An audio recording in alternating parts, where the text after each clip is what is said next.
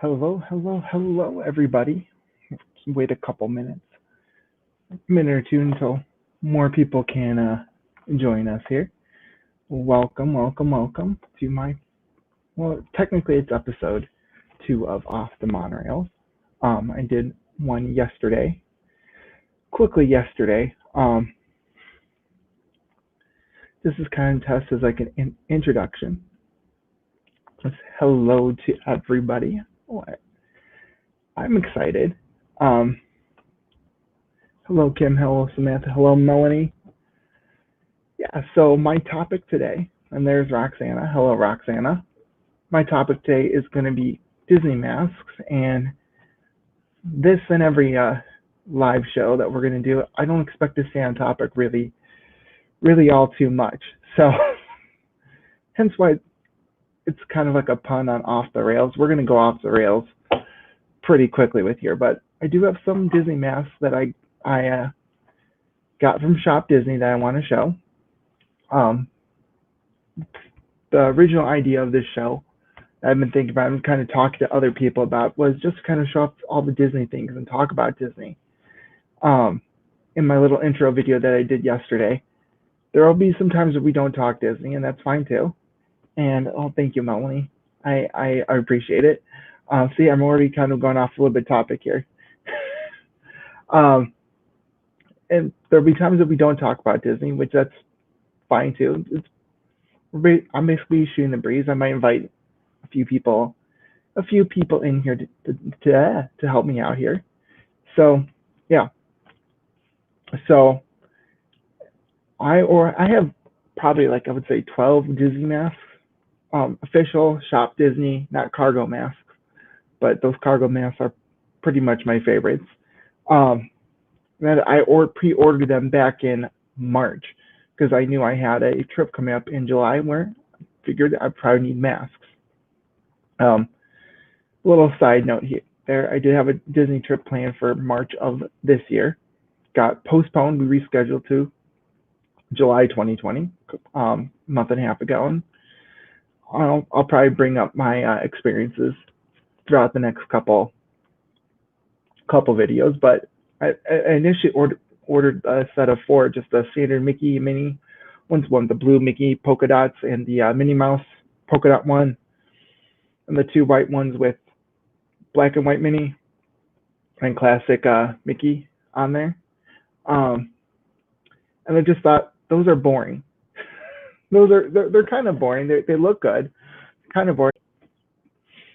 Are the best fitting, but I'd like to show you a couple of them.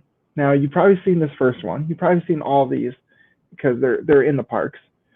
But this is a classic one, the Haunted Mansion print. Now this is something like they should have had this out like early on. Like people, anything attracted to Haunted Mansion stuff, people are gonna want the masks. Again, it's extra large. It actually does fit my face a whole lot better, but still not the best. But this is my favorite. This is one of my favorites out of the 4. The other favorite that I do have, I like anything Tomorrowland. And so you got this Tomorrowland mask. I believe there's different colors of it. Now it's coming up a different color on the stream. This more looks like a teal, although it looks on our computer screen it looks a little bit more bluish. But you got like the People Mover, the classic Disneyland People Mover. Got some space rockets. I believe there's a hidden Mickey on here, or Mickey Mouse is in the Space Mountain rocket. I didn't notice that. Tomorrowland logo. It does have thick trim, yes. Oh, does it get in my glasses? Yes, it totally gets in my glasses. Like it's annoying. So I do wear contacts. I do have contacts. So if I'm wearing these masks, I'm wearing the contacts. So I know they're telling you not to touch your face. Which I don't know. As long as you're washing your hands, showering, washing your face, and all that stuff, I think. I mean, I was fine when I was at Disney. That was like a major concern. Like, do I wear the contacts or do I not wear the contacts? Because I don't want to be touching my face. But I found out like the first day I wore mask with my glasses, and I was constantly trying to readjust it so that my glasses weren't fogging up. Like they were constantly fogging up. It was horrible. I was touching my face less with the contacts on there, so I think it ended up helping out. But yeah, this one's actually a pretty good one. This mask. Again, the design, like these designs really should be the ones that came out like a lot earlier than they did. Now, some of these are cute. Like this one's their Small World one. It says hello. You got the Small World penguin. Kind of hard to see right there. You've also got the hippo. Like I think the hippo does have a name. Someone remind me of that name, but you got the jungle hippo. It says hello. Again, this color, again, the light blue color, like it definitely goes with what I'm wearing, my Chicago Cubs jersey, with this all blue theme. I know a lot of people could wear this. It's not, you think, oh, Small World's just for maybe like it's a girl thing or a woman thing. I don't know. I think a lot of people definitely could wear this. I mean, definitely matchy. The last one that came in the set from Shop Disney is the Tiki Room one. Got the Tiki Birds. All the birds sing words and the flowers cry. The Lazy Eye Hippo. Okay. I thought it had like a special name. I guess not. But yeah, you got this face mask too. Covers just all these tropical birds. And then this actually came in my brother's set. You've got like this black tie-dye smoky-ish classic Minnie design. Or did I say Minnie? Mickey. In the like a version 2 of the Mickey one. I don't know if you can see it. There we go. Very black and white. It's very cool. And there's also a tie-dye version of it, and then 2 like ones that say like Mickey Mouse. But they're pretty cool masks. I definitely wish I had these on the trips. I would have been wearing these a little bit more than just the kind of like the paper masks, because I do find that like the cotton ones, they're a lot easier to wear, meaning that they're a lot softer, they don't irritate your skin, and they're a lot more fun to wear. I got more compliments. I do have a Baby Yoda mask, which I don't know where it is, but I do have a Baby Yoda mask, and I get the most compliments I've gotten for anything I've worn, not like a hat, is for my Baby Yoda mask. So yeah, Disney, I think they just rushed. It seemed like they rushed it a little bit, right? They've rushed it a little bit with the mask and just like, here's some designs. I definitely don't think Disney's going to stop selling masks. I think there's going to be somewhat of a dimming end for the next few months or so, especially if they're coming out with new designs. I definitely think, yeah, Aaron would definitely be yelling at me for calling Minnie Mickey. I don't know why. It's clearly not. It's clearly not Minnie. It's Mickey Mouse.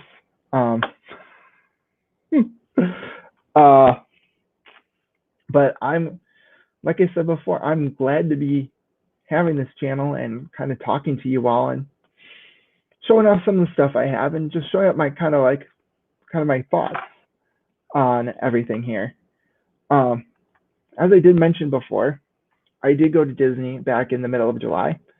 It was a rescheduled trip, and I hadn't been to Disney for over a year, or for about a year, for Disney World, I should say, for about a year. And when about a year is hello L, about a year for me is a long time, but for me growing up, I used to go to Disney maybe at once every 2 or 3 years. My first trip was in 1992. I was like 3, almost 3. And we went pretty much every 2-3 years afterwards. My grandparents lived in Florida, So we actually had relatives that worked for Disney. And so any opportunity we got to, at first it was just the Magic Kingdom. But once we stayed on property, we went to more parks. Like the first time we stayed on property was like 1999, I believe. And we stayed at the All-Star, I want to say the All-Star Sports Resort. Um, and we did just Magic Kingdom. We did Hollywood Studios, which was on MGM Studios, and we did Epcot. Did we do Animal Kingdom? I think we did Animal Kingdom. Right? We were debating whether or not to do Animal Kingdom. Because I do remember that riverboat ride that they had there. But again, I'm going to Disney on and off. Like the longest time I ever went without going from a Disney park was 2011 to 2018, a 7-year gap, and it was a horrible, horrible time in my life because I wasn't at Disney World. I would be drawing stuff from Disney, making like little Disney doodles and watching like Disney shows, like those Disney theme park shows that would air on the Travel Channel, like Disney Uncovered and all those secrets. It held me over until the next opportunity I got to go to actually Disneyland in 2018. I've been to Disneyland twice actually. But I'm excited. Now, where was I? See, again, I went off the rails here. I went off what I was originally wanting to talk about. So again, I really do feel like this show, the title of this show is very fitting because I have a topic. We're not going to stick to the topic for those of you that are just joining us. I'll mention it, but it'll be like maybe like 5 minutes, and I go off on something else. But see, I don't even remember what I was talking about. I just talk. So that being said, like my first visit let's just talk about my first visit to Disneyland. I was out there because in 2018, unfortunately, I had a family event that occurred that required me to go out to California. I don't really feel comfortable sharing it right now. But I did end up going to California for a week to visit with family. Towards the end of the trip, we had an extra day. And so we drove up to Anaheim. And like I said before, I'd never been to Disneyland before. My brother had went a couple times with friends and family members. So he got to enjoy Disneyland. And so he's kind of showing me around a little bit. So we spent a full day, like tried to go as close to park opening as possible. And we stayed as long as we possibly could. Like it got to a point where we were leaving and my brother's like, you need to keep me awake. And like, we're both falling asleep and we made it back okay. But like, we were trying to fit anything and everything that we possibly could. So the first park that I actually stepped in on the property wasn't, unfortunately, it wasn't Disneyland. It was California Adventure, specifically because we wanted to get a fast pass for Radiator Springs Racers, which again, if you're comparing Radiator Springs to Test Track, there are similar ride systems, and one of the scenes in Radiator Springs is actually pulled, basically inspired by Test Track, the original version of Test Track. The painting scene, it's like it almost looks like a carbon copy, like the way that the room is set up.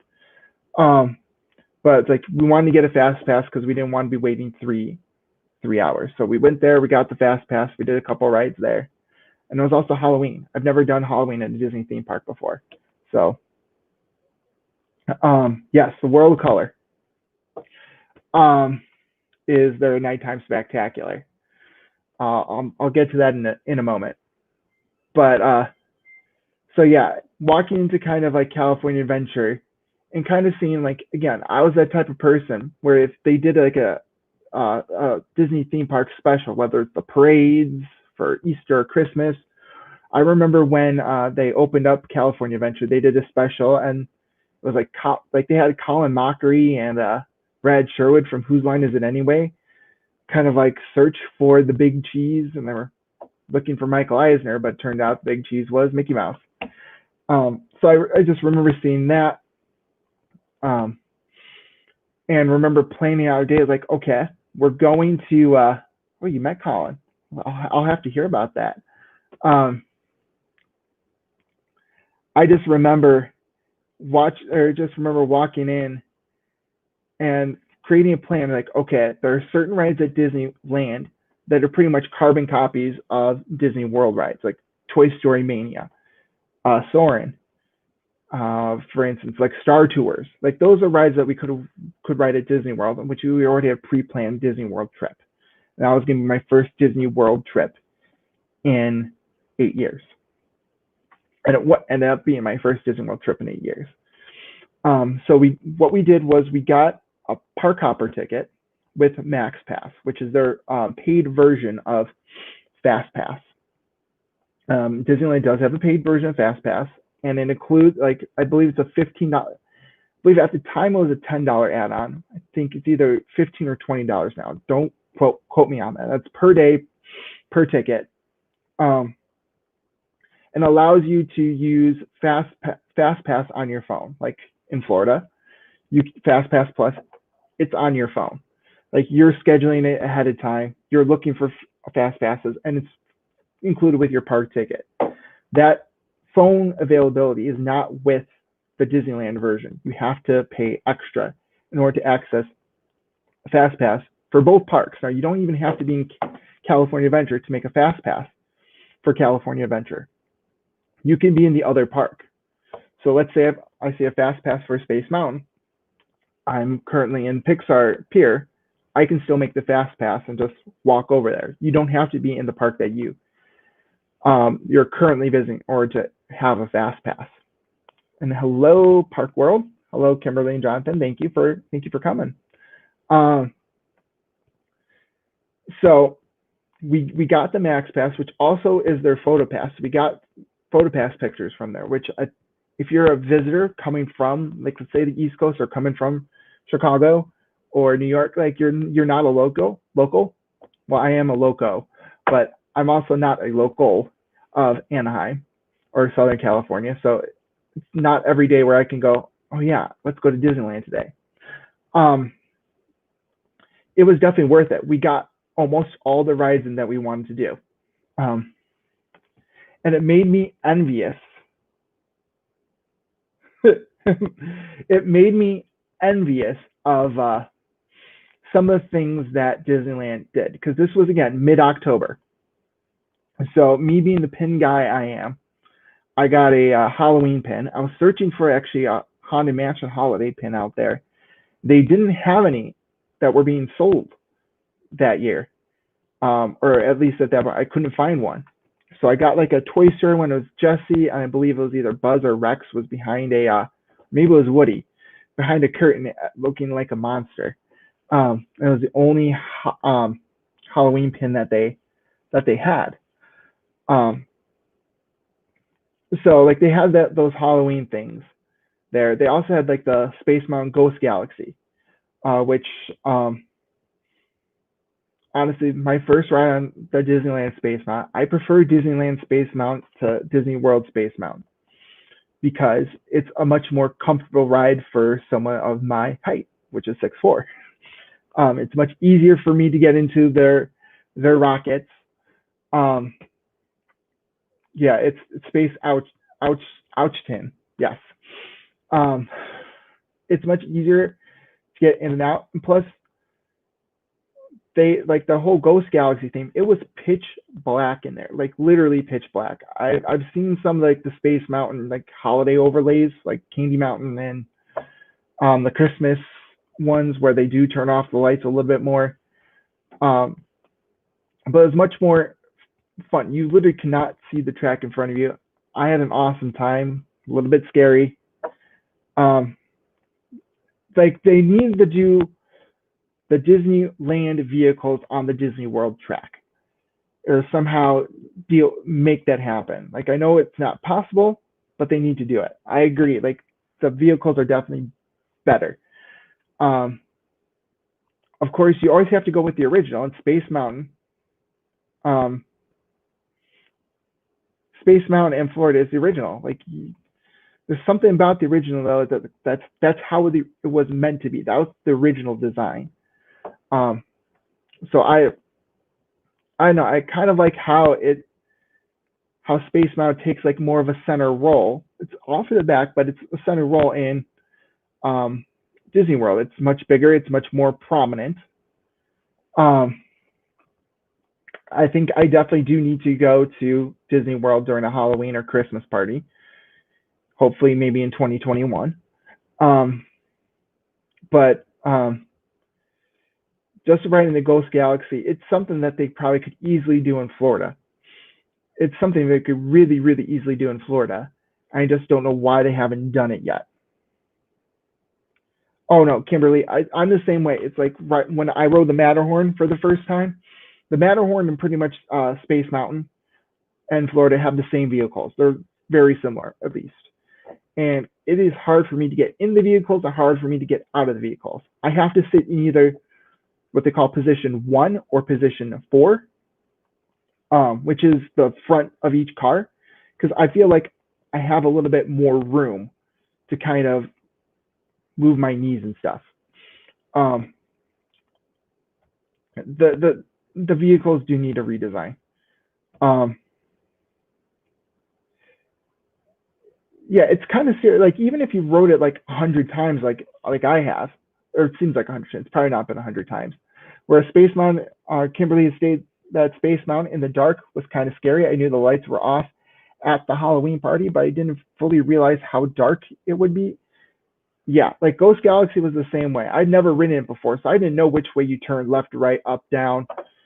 So that unknownness makes it definitely a lot more scary, even though that you're going, what, 20, 30 miles an hour. Same thing with Florida, with the dark, if the lights are totally out. Even if you know, okay, this is the left turn, this is the right turn, this is where you go up, this is where it dips, this is where you swirl around, like, you don't know. Like, you kind of forget. You don't know exactly in the place that you are. So it's not 80 miles an hour. No, it's not 80 miles an hour. There's nothing that goes 80 miles an hour. So actually, I'm going to take a sip of coffee right now because I just want to show off the mug. This is the Animal Kingdom mug with the bats. People call it I call these floating crabs. They're people say that these are bats, but how are these bats? I don't know. And then you got Expedition Everest and like a tiger on the other side. So it's the Starbucks mugs. I like these better than the current version of the Starbucks mugs. Yeah, they're bats. Whatever. But walking up to Space Mountain, even how they illuminate Space Mountain at night at Disneyland with like the greenness, and it's like aliens taking over Space Mountain. They make it spooky. They're upside down. No, they're not. No, they're right side up. One of them's upside. Oh, maybe they are upside down. Oh, I never realized. Yeah. Okay. Thank you. Thank you, everybody. They're upside down. I've owned this, or I think this one's actually my brother's. I'll be honest. Like, we split some of them, but we never realized that they're hanging. But they're not. They're in midair. Like, why are they hanging? They're not hanging from anyway. I could go on for hours, just complaining about this mug. They don't look like bats now.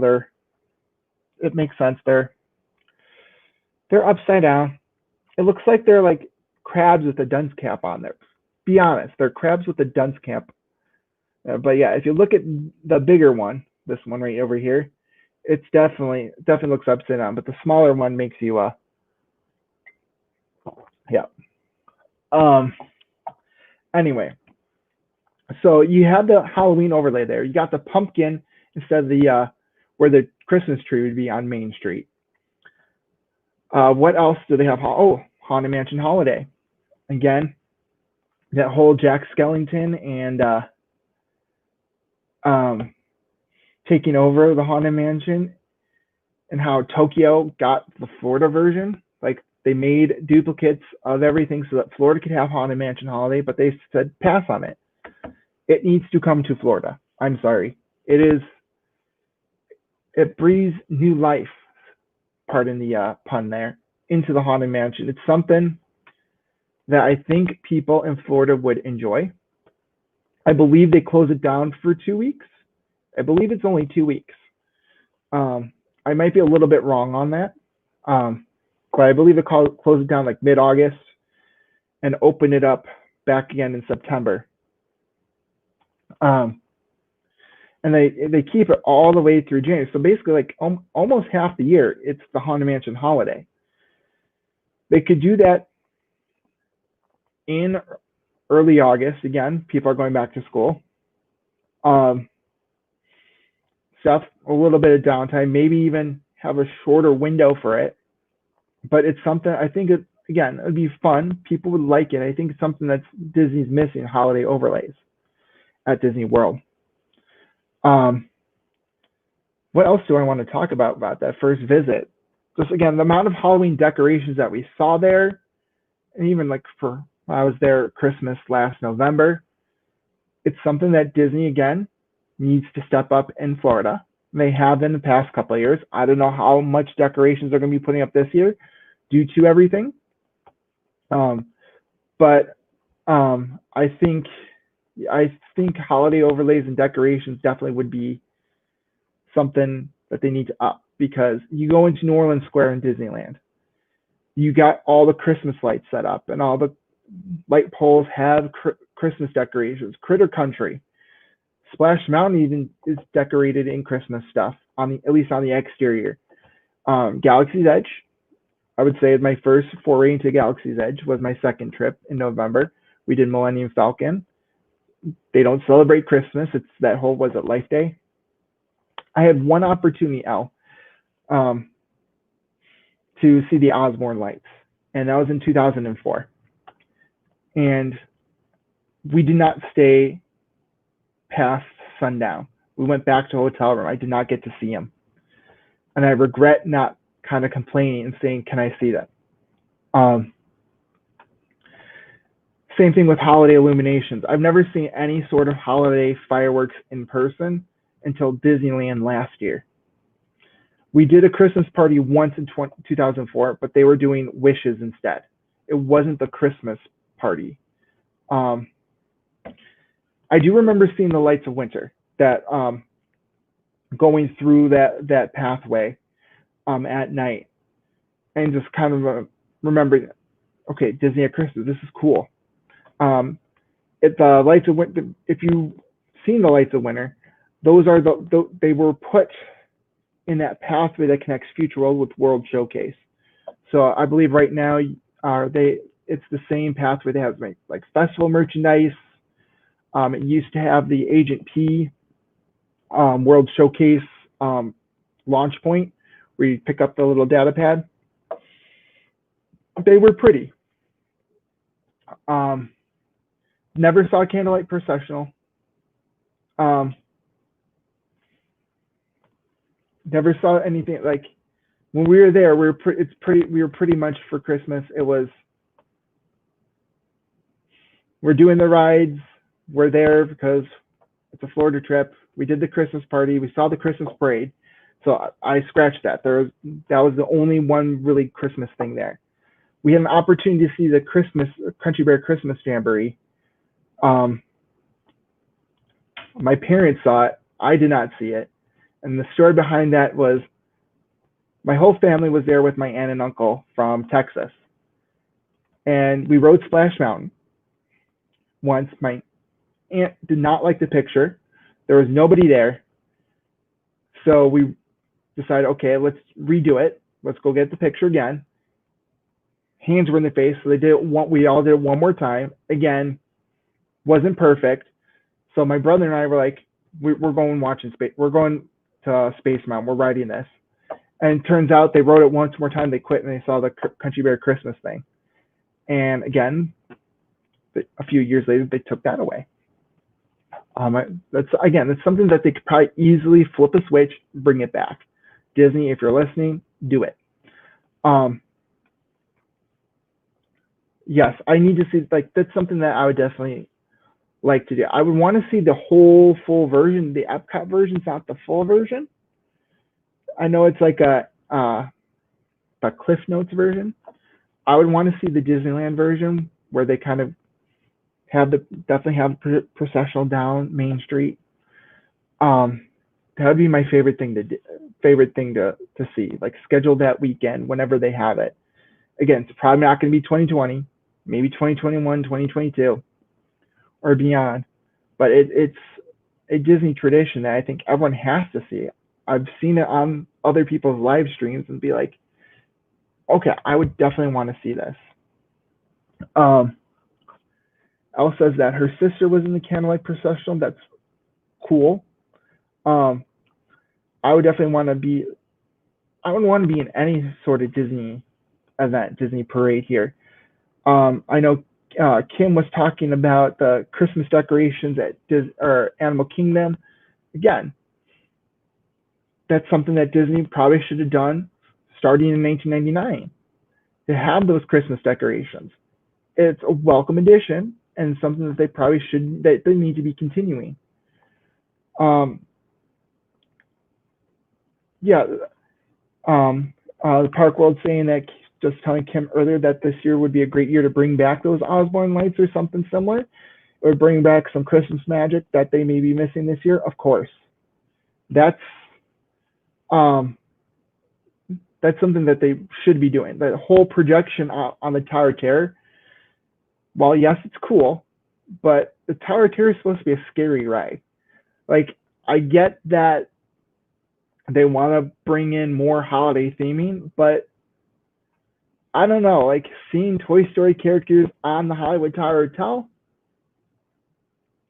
I don't know. It's a hit and a miss for me at the same time. Tell me what you guys think about that. But I did like seeing, like, the decorations extend onto Sunset Boulevard. I think the Osborne lights, they could do an abbreviated version on Hollywood Boulevard with those shops there, and they could put in Grand Park with the facades that they have there. It's easy for them to do. And the glitter Snope is so pretty. I am glad you brought that up, Kimberly. All right, so again, holiday overlays. You mentioned It's a Small World at Christmas time. We were there first day of Disneyland Christmas. I was one of the first people on the 2019 iteration of It's a Small World holiday. 2019, last year, was the first year they actually put scents into the ride, or they added scents into the ride, more new scents. Like, they had a horchata scent in the South American room. I believe there was a cherry blossom scent in the Asia room, and they pumped in different smells in there. And just writing it, I'm not a fan of It's a Small World. I'm kind of in the same park as, like, Tom does Disney, where I'll write it if we have to. My mom was the one who's like, oh, let's write It's a Small World. And it's like, okay, this is the one ride she really, really, really, really, really has to ride. We'll just do it with her. And then mom's happy. And so, unfortunately, my mom is no longer here to enjoy that with us. And so she was there in spirit. And just kind of writing it again, it was hearing the Christmas carols and seeing all the lights and all the decorations inside. It was early November, but I wanted Christmas to be the next day. It was like, I'm a big fan of Christmas lights and holiday decorations, and I loved it so much. So much. It's something that, again, if they could do it in Florida, they should. But the big kicker is that they really can't do it on the scale of Disneyland, because Disneyland has the outside facade, like the 1960s World's Fair facade, and they decorate that with the lights at night. They have a ceremony every night to flick on the lights, and they have a projection show as well. And so when they turned on the lights for the first time, again, you had all like the CEOs and all the Disney head brass. I don't know, if it's 2018, I think Josh D'Amaro might have been there. Because I think he was still at Disneyland at the time. Correct me if I'm wrong. But all the big wigs were there watching the holiday decorations turn on for the first time. And just kind of seeing it at night. Again, it's something only Disney can do, and it's breathtaking. And I thought, okay, again, I'm gonna like it because it's Christmas lights. But when you see it on TV, you're like, okay, that's cool. But there's nothing like being there, seeing them flick on the lights, and being like, whoa. At the time, I mean, at the time they did turn them on, like it was still sunset, so you didn't get the full effect. We returned a little bit later when it's completely dark, and again, it is something that you must do. It should be on every Disney fan's bucket list to go to Disneyland at Christmas time, right? It's a Small World holiday. See the light switch, see the Christmas parade. And that's another thing. The Christmas parade, they do it during the day. There's no special Christmas party. All you need is your park ticket, park admission, and you can watch the parade. Christmas is probably my favorite time at Disney. It is. It really is. I want to, like, for me, like, I love going during the summer. I do like going during the summer because it's the summer and it's family memories here. But I was a person that's like, well, Epcot has all these festivals, and that's just to draw people in. Like, come on, let's make the theme, like, be the theme park that it needs to be. Like, it was designed to be this World's Fair, have the attractions, this festival, and whatever. Until last year, I went to the Flower and Garden Festival for the first time. I'm like, okay, I can't do Epcot without being at a festival. You have all the topiaries, you've got all the different food options, those special limited food options at the booth. I'm like, I have to do this now. So we rebooked it for March of this year, and obviously that didn't happen. But I got to do my first food and wine festival. But getting back on track here, the Snope. Being from the Midwest and seeing this Snope fall in Southern California, or again, they did it for the Disney World Christmas party too, back in 2004 that I went. It's like, oh, look, snow on Main Street. But then again, it's just like, you're here and like you have the real snow, and it's like, okay, it's not the same. So I'm not a fan of the Snope. I'll tell you right now, I am not a fan of it. It's spend that Snope money on something else. Although they did expand it to Hollywood Studios. So I mean, for people that are from warmer weather, I guess it makes a big difference. Or seeing snow at Disney, they could at least put maybe like fake snow, like the fluffy, like plasticky snow. I don't know. So yes, I do. So Ella was saying that she does like the look of the outdoor Small World. Honestly, I agree with you. They tried to recreate that inside with the Florida version, but the Florida version doesn't even have like the clock parade. It has the clock.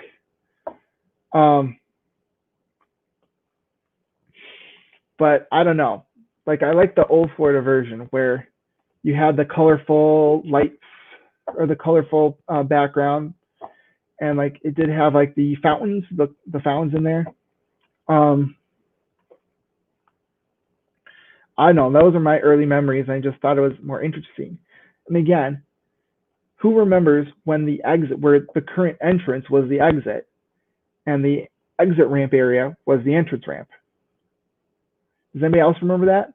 When they kind of switched around when they did the whole redo, where the entrance was the exit and all that stuff. I remember the first year that they had, or the first time we went out after it, we're like, wait a minute, something's different here. Like, like this is the exit, like because again, that was the must do with my family. Yes, it does bother. Yeah, it does bother me too. It still bothers me to this day that this is the exit. Bring back the colorful background, even though it was sponsored by Mattel, right? Mattel. Um, I thought with that whole cube refurbishment that they were doing with its phone, that hey, maybe that they would bring the entrance back to um where it should be. The little things that bothers Disney people, right? It's the exit's now the entrance. They took away this character. Um, they're not doing this anymore, or they added characters to It's a Small World, right? That was a big controversy in Disneyland, how they added the characters. And I would say again, writing it doesn't look too different. It's like, oh, okay, there's Aladdin and Jasmine flying overhead, but it seems like they fit. Um, I think my brother doesn't like the staircase scene in the Haunted Mansion, for instance. It used to be that big giant spider, right, in the Florida one that was exclusive to Florida, that big giant spider, right? But I believe it was right. Was it after the library or before the library? I forget where it is. Again, one of you guys is going to correct me. And again, watching streams all the time, it's just you don't actively think about this until it's like, oh yeah, I want to talk about this. So how they changed the area with the big giant spider to the stairs. For me, I thought, okay, that's a better use of space. You got the footprints, the ghostly footprints. Obviously, they're using some mirrors there. But I thought it was a much better looking, cool looking thing. Rather than having just emptiness and a big giant spider. Although I don't like spiders. So maybe that's a big reason why I didn't like the spiders in the Haunted Mansion, or that big giant spider. I honestly, all right, let me just admit, yes, this is probably like one of my favorite masks. Yes, Haunted Mansion has grown on me, but when you're like a 2-year-old, my mom brought me on the Haunted Mansion when I was like 2 years old. That was one of the first rides I went on. I sat next to my grandfather. This is probably the reason why I'm so jumpy as a person right now. Where you're going in the when Elsa says no spiders for her either. Good for her. I agree with you. Um, just having the whole stretching room, seeing like the guy hanging himself, the ghost host hanging himself. That's not something like that's pretty morbid for a 2-year-old. Let's be honest here, and just having like dead people come at you, and the whole in the attic scene, you got the husbands with the heads popping out that continuing to the graveyard scene. That scared the bejesus out of me for the longest time. And like the first few times, I'm like, no, I'm not getting on that ride. like, uh, like it scared me to death. Um, I hate it. Like I literally, it would be the one ride where it's just like, okay, let's get over it. It's like the Band-Aid, right? Taking off really quickly, you just do it. Other people want to do it over again, fine, let them do it, but not me. But I can do it multiple times now. It's not a issue. But like they really tone it down. Let's be honest. Like the heads, instead of going like quickly popping up, they just go like woo. It's more like a wee.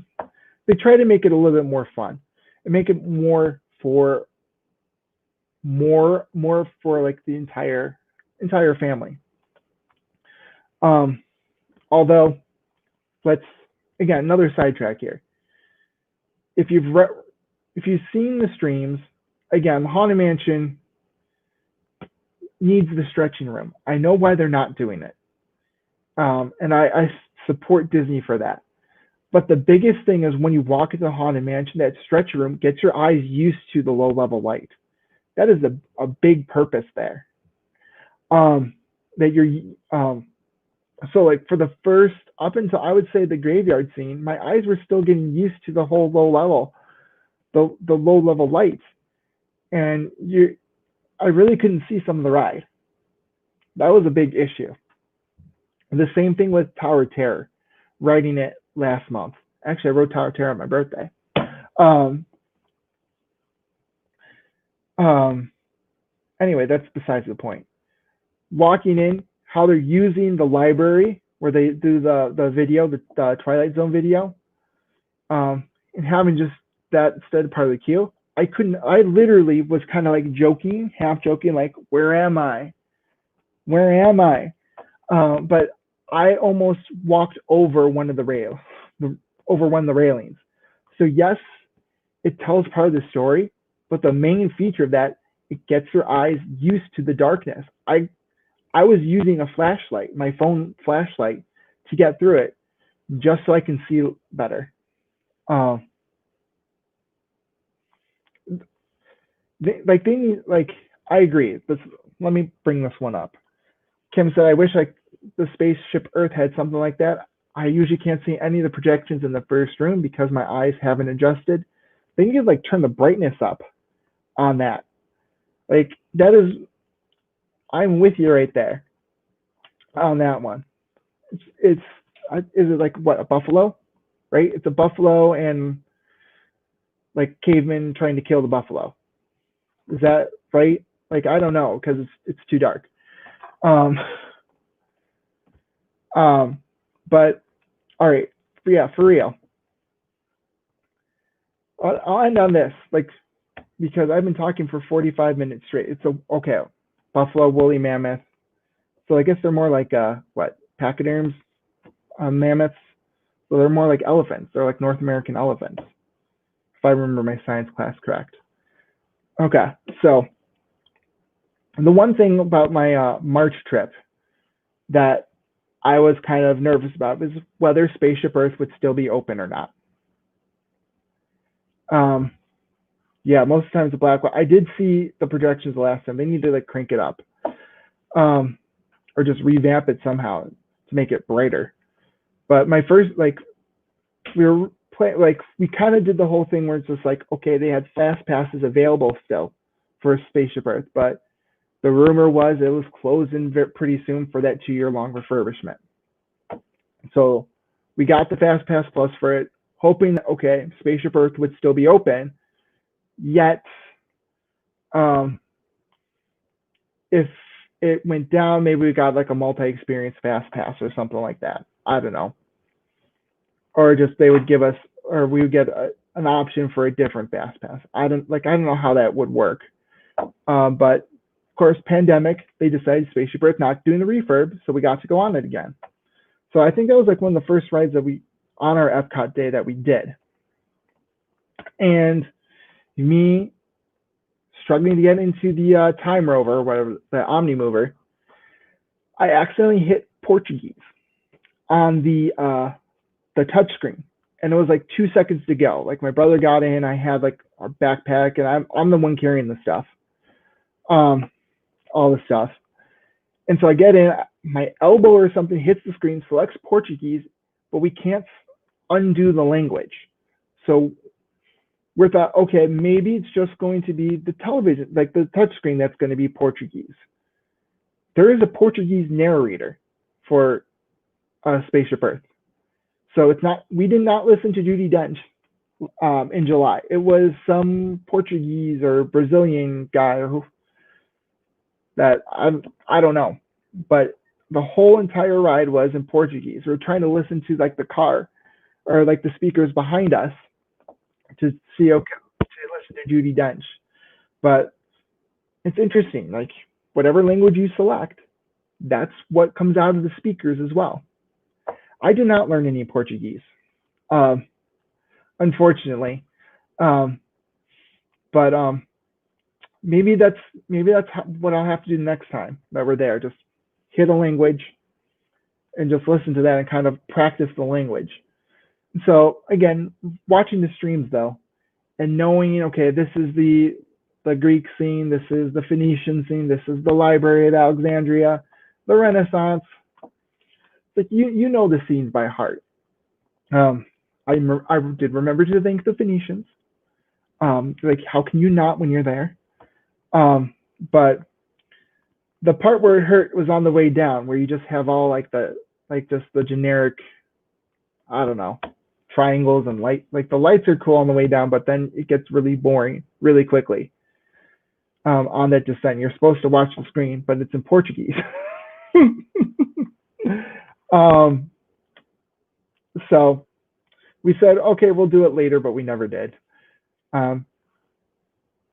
Because we were staying actually we didn't enter in through the main gate. We entered in through the Crescent Lake World Showcase entrance. Because at that point, we were staying at the Beach Club. So having to walk all the way to the front of the park for just that one ride, it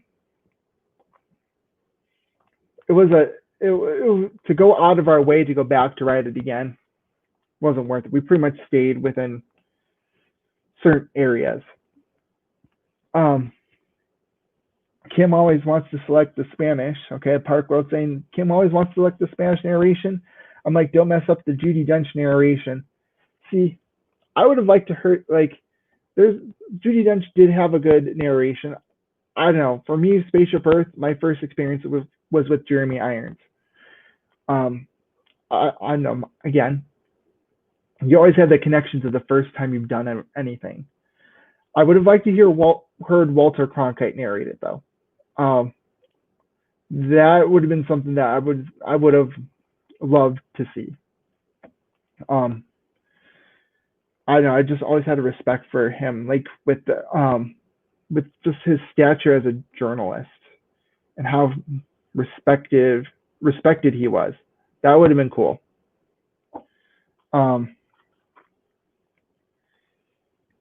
Kimberly said that Jeremy Irons is her favorite as well. Yeah, I know he's also Scar, right? So hearing Scar's voice in a good way instead of a bad way is always good as well. Yeah, I've talked for 52 minutes straight. I'll admit that right now that Roxy admitted or offered to me to join me on here, which again, if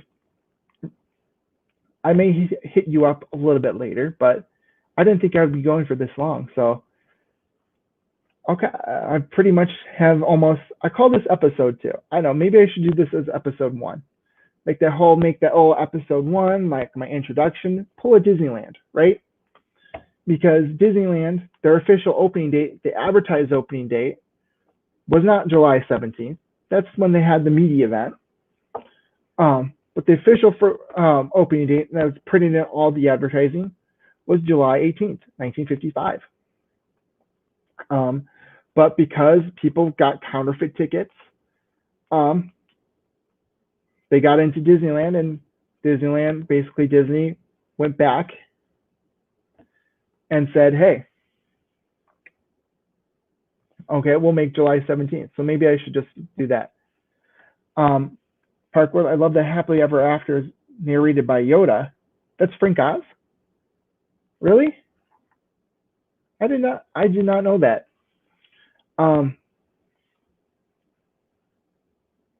I didn't know that Frank Oz. Was that Frank Oz? Frank Oz is Yoda, yes. Like, he sounds so different. Like, when you hear Yoda's...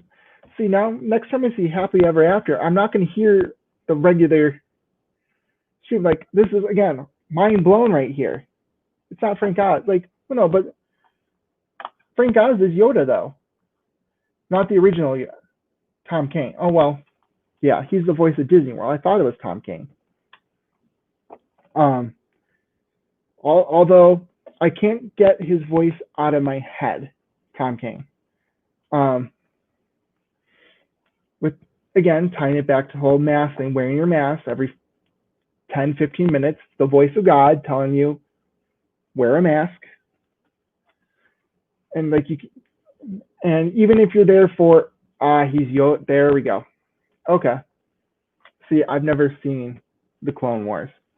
Um, that explains it. Okay. But going back to the whole, like, the spiel thing and how you had every, like, 5, 10, 15 minutes, wear a mask, unless you're eating or drinking, blah, blah, blah, blah, blah, blah, blah. Again, it's in my sleep. I hear it in my dreams. It's ridiculous. All right. Speaking of dreams, I want to keep this to about an hour today. Like, I don't want to be talking for eons and eons, but I'll end it with this dream I actually had last night. If you've ever been to California, you may have heard of a little fast food restaurant called In-N-Out. Again, I've made a few trips, but the last 2 trips I've made, we've stayed, or we've not stayed. I wish I could live in In-N-Out, although I'd probably be like 500 pounds at this point. But like the first thing on my trip is usually just, okay, where's the In-N-Out? Where's the closest one? We're going to In-N-Out. And it is the most delicious fast food restaurant that's not located around here. I love their animal style fries. I love their animal. I actually not a fan of hamburgers, but they basically have a grilled cheese, which is everything on their hamburger except for the burger. But like, honestly, their animal style fries, delicious. It's a meal in itself. And I had a dream last night that they were opening up one here in Illinois. And I'm like, Southern, I'm calling my aunts and uncles, I'm calling my brother, like, they're opening up, and they're opening up In-N-Out, finally. And then I woke up and I'm like, oh, okay. I'm a little bit disappointed. I guess I need to do something about that, or just fly out to California for a day just for some more In-N-Out. I don't know. I don't usually get nightmares, so for me to remember a dream at all is one thing. But although, yeah, I'm still disappointed. It's like them. It's like hearing Taco Bell take away the Mexican pizza. Oh wait, they did take away the Mexican pizza, or they are taking away that. Although, again, I'm just shooting off random things right now. So I think this is a good stopping point. So I'd like to thank all of my viewers here. So thank you. Hopefully this will be a regular thing. Probably not on Sundays. I probably want to do these like more like either some point during the week, Friday, Saturday, or during the week, based on what my schedule is like with work. Sunday's usually not a good day for me, but tomorrow's Labor Day, so I don't have work tomorrow, like probably many of you guys. So on that note, yes, me and the Mexican pizza. I'd like to thank everybody again for showing up on. This is really my first official live stream. Let's be honest here. And I think on the next one, let's come up with a topic that, again, we'll not stick to. Maybe we'll talk about pins, because I love a good pin. So thank you everyone for being here, and I will see you. I guess I'll see you real soon. I got to come up with a good ending phrase here, but I'll see you guys next time. All right, bye-bye. I'm making this as awkward as possible here.